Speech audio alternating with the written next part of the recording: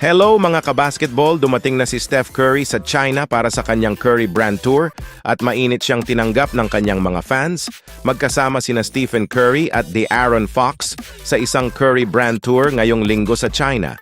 Si De'Aaron Fox ay ilalabas ang kanyang debut signature na sapatos, ang Fox 1 mula sa Curry Brand. Samantala, si Steph Curry ay magiging headline ang kanyang bagong Curry 12 at 3 karagdagang modelo ng Curry Flotro.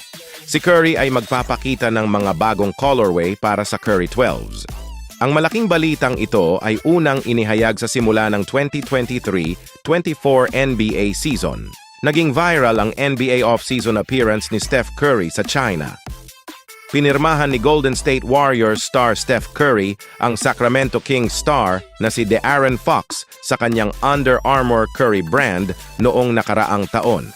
Si Fox ang unang manlalaro na pumirma sa brand ni Curry na ginawang mas malaking deal para sa parehong star point guard ang dati ng makabuluhang anunsyo.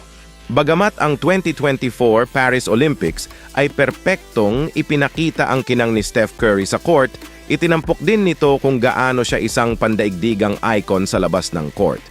Ang kanyang katanyagan sa buong mundo ay higit na na-highlight nang dumating si Curry sa China noong Martes para sa pagsisimula ng kanyang 2024 Curry Brand Tour.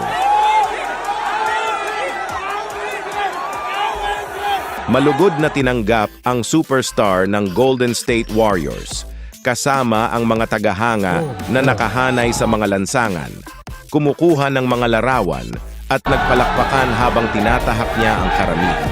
Sa karagdagang balita, grabe, naka 105 na magkakasunod na threes or 3-point shots na walang sablay si Stephen Curry sa kanyang practice shooting day kasama si Draymond Green na makikita sa video sa likuran.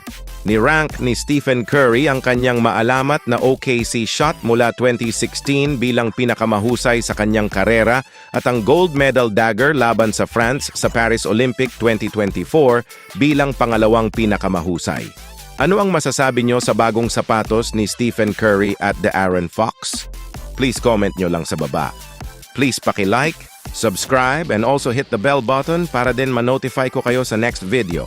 Basketball today, basketball later.